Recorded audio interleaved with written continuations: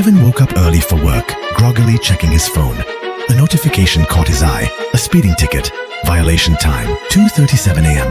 He stared at the time. Impossible. He had been asleep in his bed at that hour, and his car was parked outside.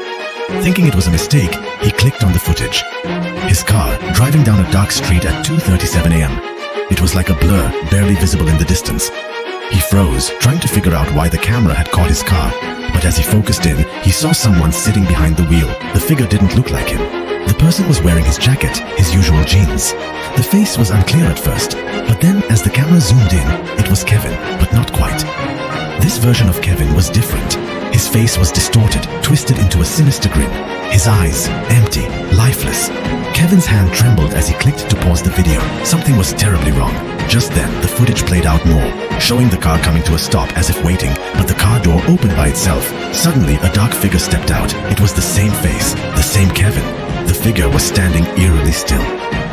Kevin's heart raced. The strange figure didn't move, but the air around him grew colder. He knew what he had to do. Kevin ran to the police station, his mind racing. He handed them the footage. The officer watched it, frozen in place. "You need to go home," the officer said, his voice trembling. "There's something wrong here."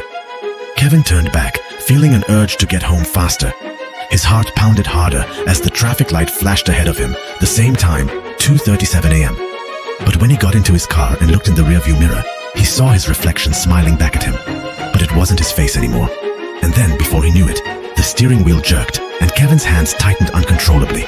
The car veered off the road, crashing violently into a tree.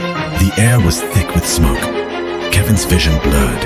His chest tightened as though something was pulling at his soul. As the lights dimmed and the sirens wailed, he realized he wasn't the one in control anymore.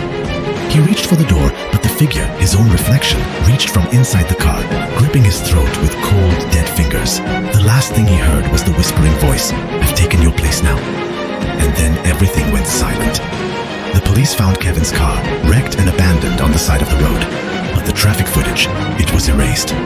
The only thing that remained was the empty seat of the driver.